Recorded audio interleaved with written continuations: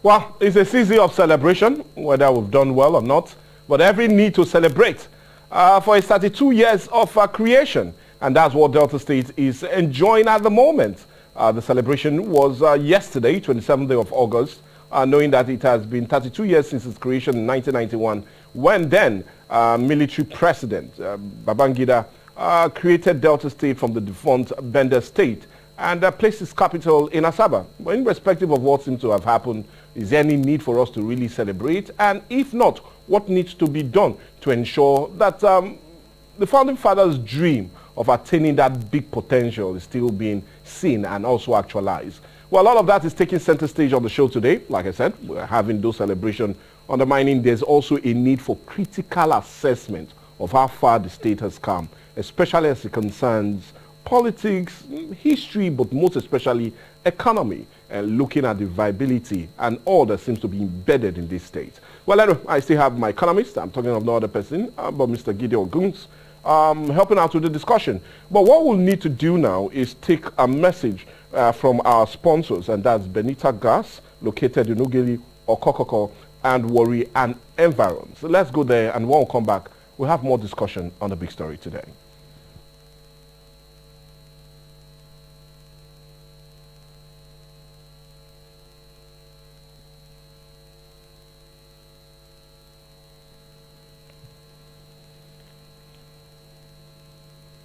Okay, while we wait for that to happen, like I said, you can also be a part of that sponsorship. You can be a part of being or placing your money right here on the big story. And quest today it is. And you'll be rest assured that definitely your investment or your business will be reaching those needed customers. And the smile will definitely come out on that.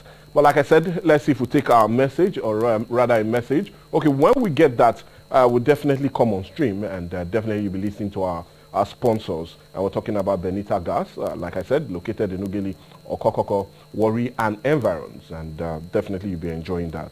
But let's continue to our discussion. And well, yeah, we looked greatly at the creation of Delta State some 32 years ago, and you said one of the biggest problems that the state has faced is more like microing down to what we, the larger Nigeria, has faced, and the issue of ethnicity has not really done well for the state on account of citing development as it concerns each different ethnic nationalities.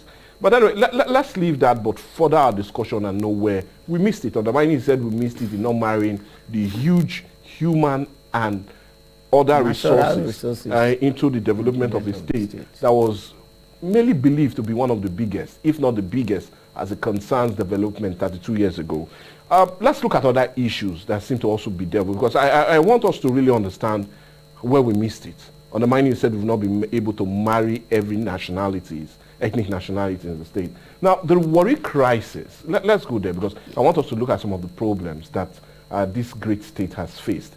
Now, the Warri crisis was a serious conflict in Delta State between 1997 to even 2003. Even after the return of democracy. Okay, like I said, let's just quickly see if we go to our sponsors. And when we come back, I really need to ask you this question. Like I said, let's take a message from our sponsors. And we're talking about Benita Gas, located at Ugeli, Okokoko, and Warri and Environs. Let's go there. Hey, Willigity, how person want to talk about gas matter? Make Benita gas plant no sit down for im matter. Gas when we say it dey light and last well. Na Benita gas plant na fill am. Gas when the full rich mark pek. Na Benita gas plant na fill am. And for any type and size of gas cylinder plus all accessories, na Benita gas plant na dey touch light am. Na every day na Benita gas plant dey open from 6 a.m. to 8 p.m. On top refill matters. Oh yeah, make you visit any Benita gas plant branch. You fit enter inside of Soko off Jakpa Road, opposite UBA for PTI Road, Efru, Nehemiah Junction, near former Army checkpoint for Okwokoko, or 101 Ajami Moga Ekpe Road, Warri, or 145 Ugeli Patani Expressway by Aviation Junction when carry eye. They look Shikiman and NNPC roundabout for East Soko Road for Sergeant Quarters for Ugeli. For more information, make you call Benita Gas Plant for 080-6745-7890. Benita Gas Plant. Na God, they our back. like I said, that's our sponsors, Benita Glass, but you can also be a part of it. It's a big story and big and enough to accommodate a lot of you guys that are ready to put your business where it stands. But like I said, let's quickly go back to the issue. The worry crisis, like I said, really affected Delta State all the way from 1997 to 2003. And it was between major ethnic nationalities in the state, with over almost 700,000 persons displaced during the period of the violence. But irrespective of that, with the coming of democracy in 1999, there was this projection that Delta State was bound to lead order in terms of foreign direct inflow and industrialization. But 24 years after that prediction, just like Chief Zegudaya will say, you know, a film of a new masquerade. Where are we now? And here we are now, like he will say. Here we are now. Now, what do you feel was the watershed of event or series of events that aborted that prediction? Okay. Before we went on the break, I mentioned that one other problem that had played its ugly head is not having a dynamic leader, a strategic leader. So the issue of the worry crisis snowballed from leadership. Okay. Where within the 4 major ethnic groups that makes up the worry of today, there was fight of interest. Supremacy. That finally led to arm being raised against the other, as in destruction and all that. It is leadership. Let's pick just one. If NPA is in Warri, in Warri South local government, and it allows anyone within that environment to come into NPA to do a business, it becomes the prerogative of all to be able to secure the place for fruitful work. But a situation where you come in today and you are told, because you are XYZ, you cannot go more than this. When equals are not treated equally, a conflict must come. Of course. Now, because the state was embedded in that war, leadership at Asaba had no option but to be plunging a lot of resources to see how they can quell the crisis. That became a disjointed thing. These are people who wanted to develop companies and infrastructures for work, taking those resources into armament, peace talk, and all that. And you know that a guerrilla warfare is not always like a kinetic war where you just go there and the two armies are gone. So it took a while, and it took a long chunk of money. Okay. What are the devastating effects of that? The few companies that were remaining in Warri, they went away. The ninth life that actually made Warri, because Warri was second to Lagos, where you can see some people closing at 6 p.m.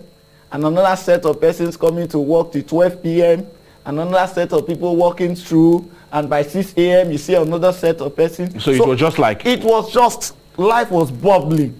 But with that crisis, everybody was running for safety, and the entrepreneurs moved away. As they moved away, from 1999 to date, we've not been able, sadly, to encourage, to persuade these persons to return. We were still in that, trying to beg them to return, when the issue of Deve, which is also an aftermath of the war, because hunger have come. The youth no longer have jobs to do. The community leaders that used to collect certain percentage from this in the name of royalty, nationality, we were no longer seeing any royalty to collect. So before you know, they started wasting their energy on those who were either doing little development, the few people that were trying to start up, and life became more burdensome. And to the investor, if you become more burdensome to do business in a place, you leave. You leave. So that is how it has played down the once thriving city of Warri, called Oil City, to become a no man's land. And being the commercial nerve of Delta State, it now translated to other parts of the state. Everything about commercial, industrial activity in Warri died. I think only Chevron, in fairness, only Chevron remained. Okay, now, yeah, as much as you've done that, let's now look at the wealth embedded in this state. Because irrespective of whether the multinationals left, the allocation to Delta State also increased. And so we will not say the money was not there for development. And why I say that, between June of 2019 and December of 2022, which is a period of 43 months, the 36 states of the Federation shared a total of 9.3 trillion naira, with Delta States getting the lion's share of about 843.8 billion naira.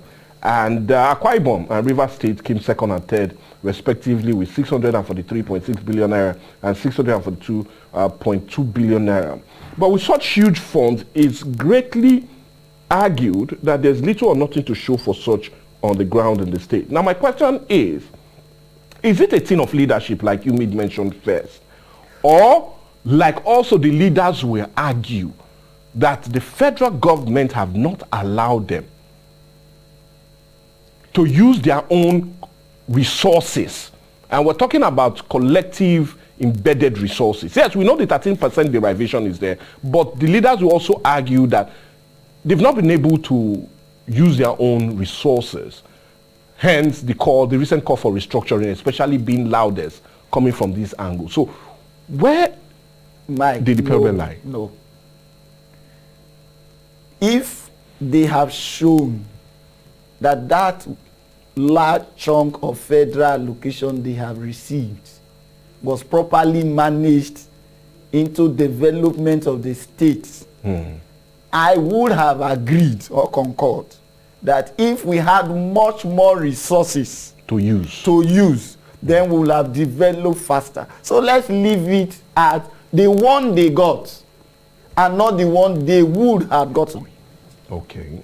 So the one they got, how was it mismanaged? I've told you that the only business thriving in Delta State is politicking. Just see, be a politician, and things will just change. So are you comparing development of a state that is 32 years to other states, and you're saying what Delta State have not done relatively well? If I go that way, I hope you will still be with your glasses. No, not at all. Let's do a mirror match. Okay, I would love that. Ebonyi State was created the same day. Okay. With Delta State. How much of the presence of development do we have in indices? You cannot compare the roads they have with the road we have. Somebody will tell you, because of our terrain. Our terrain is not different from Bayelsa that is doing roads.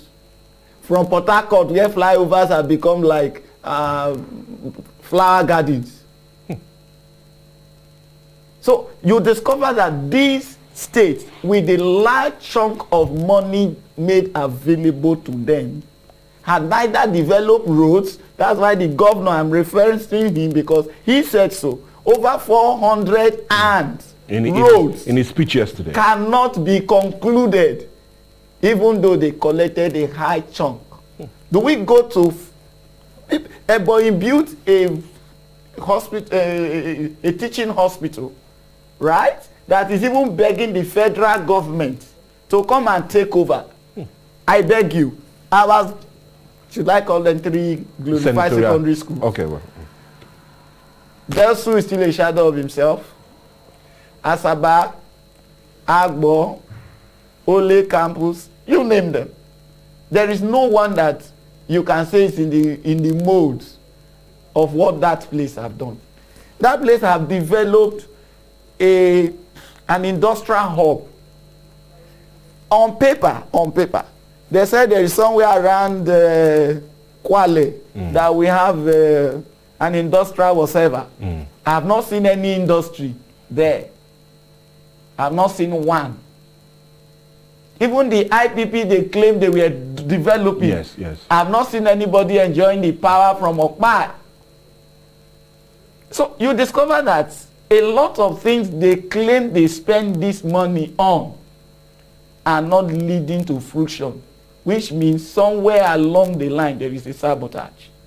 You have only referenced the money they got from the federal government. What of the IGR?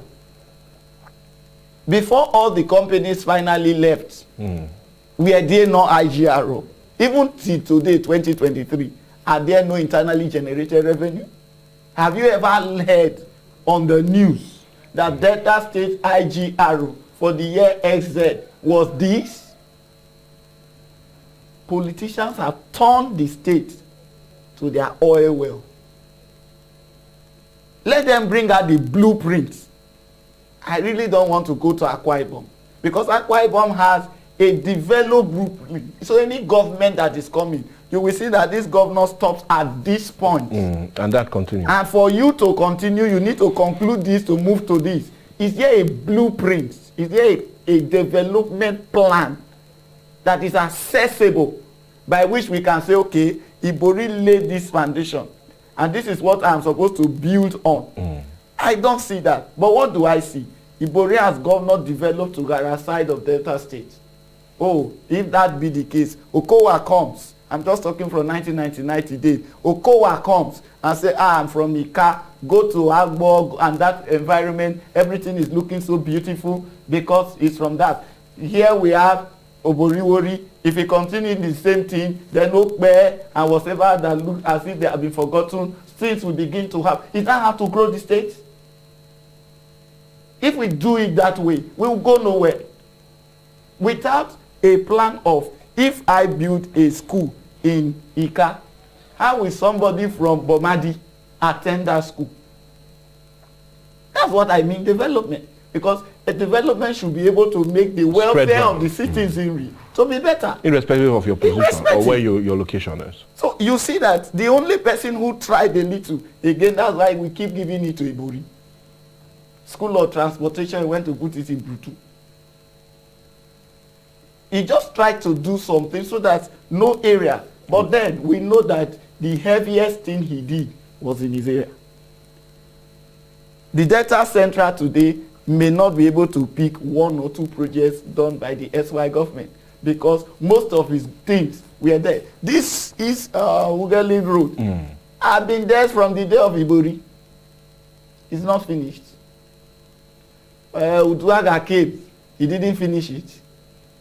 Kowa came. He have not finished it. Boriwori may.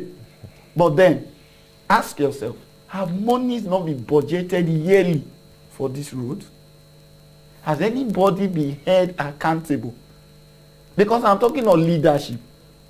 Have somebody been held accountable to say, XZ was budgeted for the road.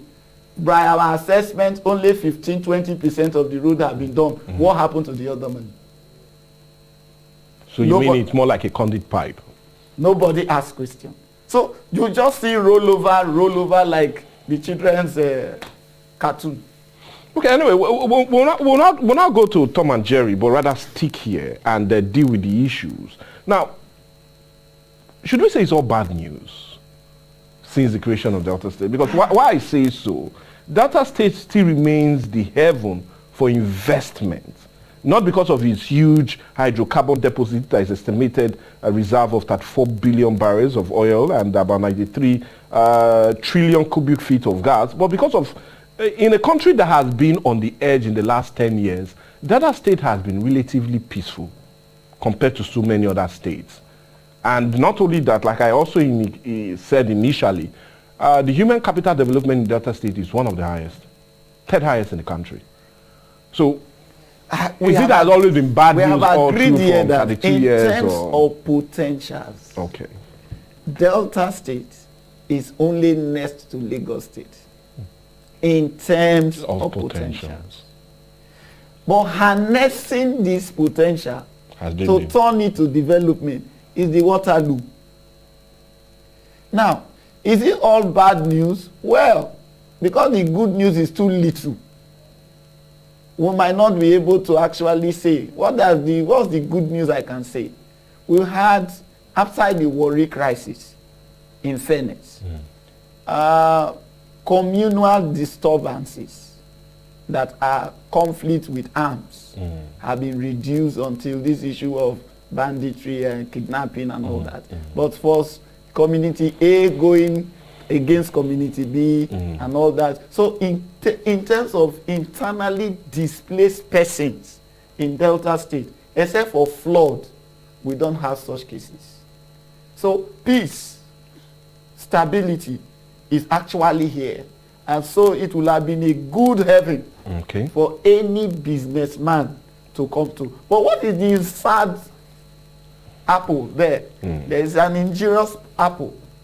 When you want to develop in Delta State, I don't know if you have tried to lay a foundation of a building in Delta State. The kind of bills, the kind of persons that show up. Yes, government legislated that DEVE is a thing of the past. In 2017. I know that there is somebody come to this studio who keeps saying this is the law, but let's face the reality. Is the DEVE not being collected? Some of the president generals of our communities, that's the only source for which they get money. So, and these are the people you should have complained to. At the end of the day, ordinary citizen trying to develop a roof over their head is having it as a problem. What do you think of a company? Immediately you come to this town and acquire a parcel of land that you want to set up a company. You imagine the kind of things that will rear their head.